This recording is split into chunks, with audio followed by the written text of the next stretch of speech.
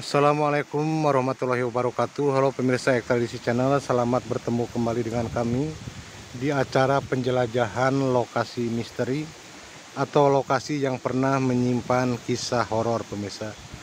Nah pemirsa, di lokasi ini adalah tempat di mana salah satu sumber yang bernama Jaya bertemu dengan tetangganya yang sudah meninggal dunia.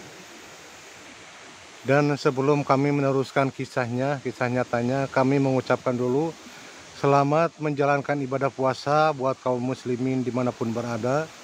Semoga puasa kita diterima oleh Allah Subhanahu wa Ta'ala, dan semoga puasa kita dilancarkan, dijauhkan dari segala godaan dan juga cobaan pemirsa, sampai nanti ke hari raya Idul Fitri. Semoga kita semua tamat, lolos puasanya, tidak ada godaan yang berarti pemirsa, dan semoga dilancarkan semua puasa kita.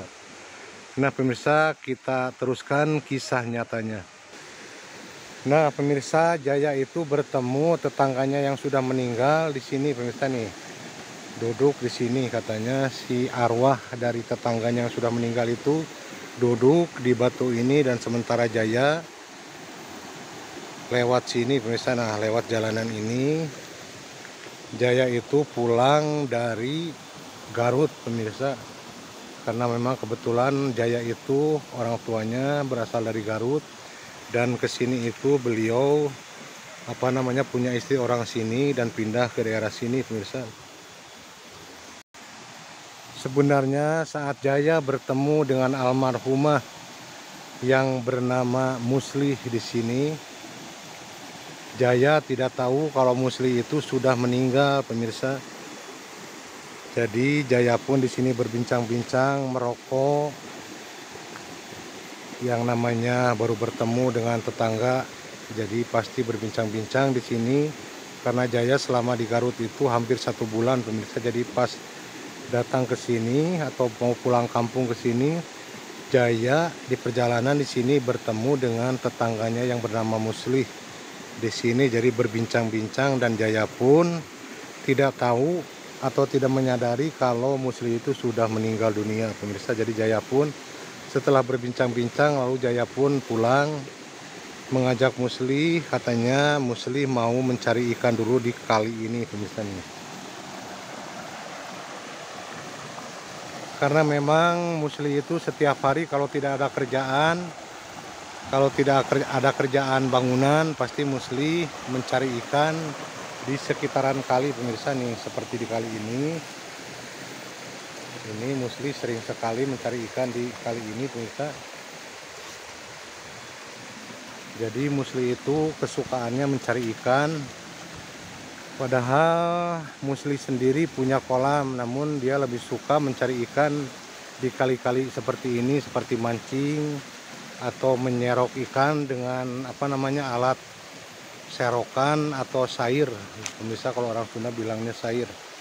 Jadi Muslih itu menghabiskan waktunya kalau tidak bekerja ya mencari ikan di kali-kali seperti ini. Dan kenapa Muslih meninggal pemirsa? Nah inilah ceritanya pemirsa.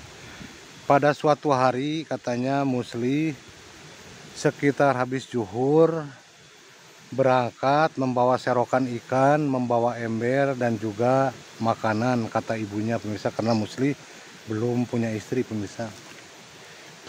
Jadi ibunya sudah biasa kalau habis zuhur, kalau tidak ada pekerjaan lain atau pekerjaan penting, pasti Muslih melakukan mencari ikan pemirsa di kali. Nah hari itu Muslih berkata sama ibunya mau mencari ikan ke Sungai Citanduy pemirsa, yang tidak begitu jauh dari sini tempatnya. Muslih pun berangkat sendirian pemirsa untuk mencari ikan di Sungai Citanduy. Dari jam 1 siang sampai jam 6 malam atau 6 maghrib, Muslih belum juga datang, dan ibunya Muslih juga cemas, hampir cemas. Begitupun bapaknya, karena Muslih belum juga pulang. Karena biasanya pemirsa kalau Muslih melakukan itu tidak pernah lebih dari 5 jam.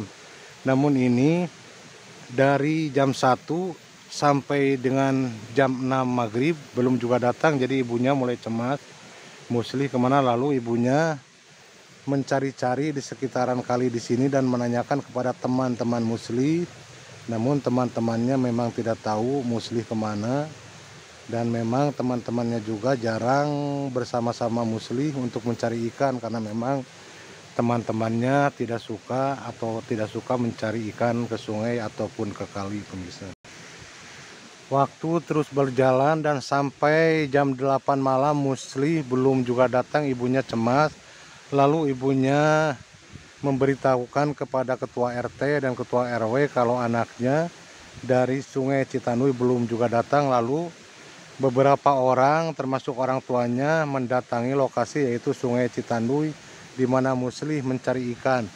Namun setelah nyampe di Sungai Citanduy, Musli tidak ditemukan. Yang ditemukan hanyalah ember untuk wadah ikan dan juga serokan ikan, pemirsa, atau sair, tergeletak di pinggiran Sungai Citanduy, pemirsa. Dan juga sandalnya Musli ada sebelah, yang sebelahnya hilang entah kemana. Dan saat itu memang Sungai Citanduy sedang meluap, pemirsa. Airnya sangat besar karena habis hujan dari daerah hulu, pemirsa.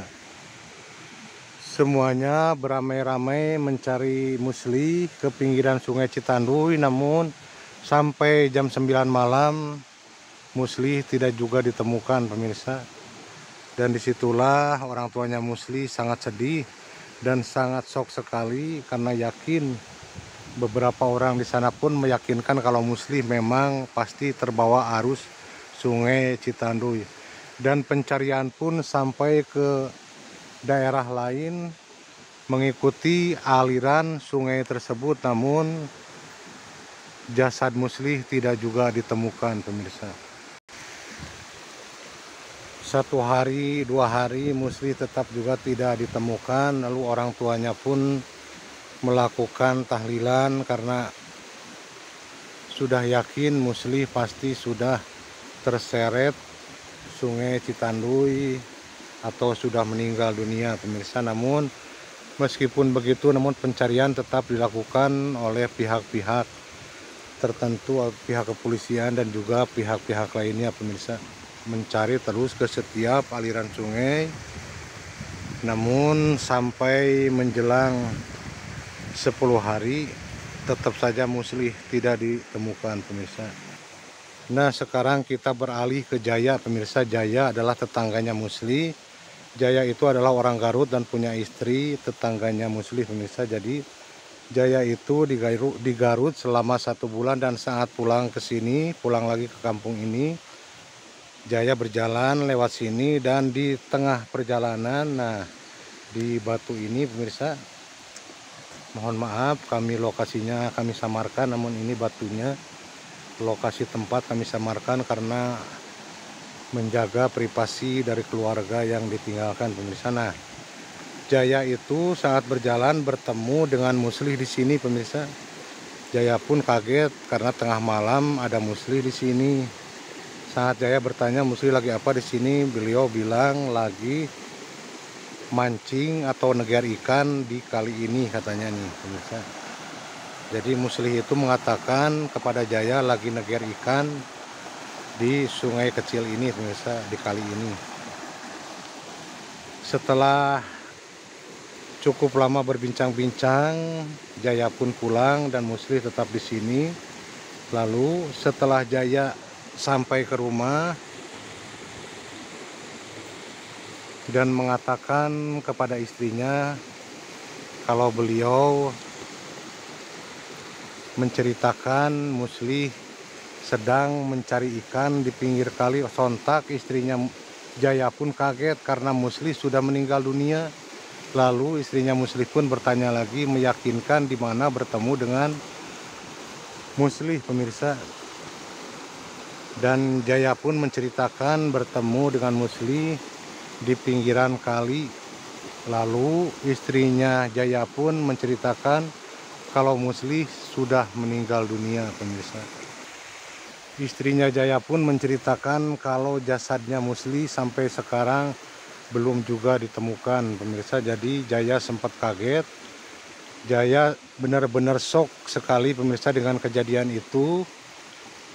Dan mungkin karena banyak berpikir terlalu matang, Jaya pun kesurupan pemirsa, karena mungkin Jaya tidak percaya dengan yang baru saja ditemui, atau bertemu makhluk atau arwahnya tetangganya itu yang bernama Musli. Jadi Jaya terus berpikir sampai matang, jadi Jaya pun akhirnya kesurupan pemirsa. Saat kesurupan istrinya sangat panik, lalu istrinya memanggil orang tuanya dan juga warga yang lain atau yang sesepuh pemirsa yang tahu tentang hal kesurupan, dan saat Jaya ngamuk, lalu beberapa orang meredakan memegangi Jaya yang sedang ngamuk, lalu Jaya di situ kesurupan arwahnya Musli pemirsa. Jadi beliau saat kesurupan mengatakan Musli sangat kecewa karena beliau tidak dicari atau arwahnya tidak dikuburkan sebagaimana layaknya. Lalu orang yang pintar atau para sesepuh juga mengatakan kepada Jaya yang sedang kesurupan itu, mengatakan semua warga dan keluarga sudah mencari namun belum juga ditemukan. Dan saat itu, saat Jaya kesurupan, Jaya pun mengatakan kalau dirinya atau arwahnya atau jasadnya terselip di batang kayu yang ada di sekitaran pemirsa. Mohon maaf, kami tidak akan ceritakan lokasinya. Dan semua sontak kaget. Lalu saat itu juga setelah Jaya tersadar dari kesurupannya, lalu warga juga mencari ke lokasi yang ditunjukkan sama arwah yang masuk ke jasadnya Jaya pemirsa. Jadi semuanya turun ke Sungai Citanduy mencari ke tempat di mana lokasinya yang ditunjukkan pemirsa, dan ternyata alhamdulillah memang arwahnya atau jasadnya Musli ditemukan terselip di batang pohon yang tumbang ke Sungai Citanduy tersebut. Akhirnya jasad arwah pun ditemukan, dan alhamdulillahnya ini juga suatu keajaiban, jasadnya Musli itu pemirsa, padahal sudah 10 hari mungkin terselip di situ, sudah 10 hari terseret arus Sungai Citanduy, namun jasadnya sama sekali tidak mengeluarkan aroma bau, malahan jasadnya itu mengeluarkan aroma yang harum. Subhanallah pemirsa, mungkin itu adalah kekuasaan Allah Subhanahu wa Ta'ala pemirsa. Dan alhamdulillah setelah itu jasadnya Musli pun disemayamkan dan keluarganya pun menjadi tenang, apalagi ibunya pemirsa yang setiap hari memikirkan kalau jasadnya Musli itu belum ditemukan, jadi belum tenang katanya pemirsa. Jadi setelah jasadnya ditemukan, orang tuanya apalagi ibunya sangat tenang sekali dan mengucapkan syukur alhamdulillah kepada Jaya perantara. Semua ini adalah petunjuk dari Tuhan, namun Jaya sebagai perantaranya. Nah, itulah pemirsa kisah nyata yang dialami saudara Jaya, narasumber Jaya. Ini namanya disamarkan pemirsa demi privasi juga, karena takutnya keluarga almarhum merasakan kesedihan lagi, dan ini kejadiannya sudah hampir 1 tahun yang lalu pemirsa. Nah pemirsa, sampai di sini dulu cerita kisah nyata kami. Ambil yang baiknya dan buang sisi negatifnya pemirsa, ambil sisi positifnya saja pemirsa.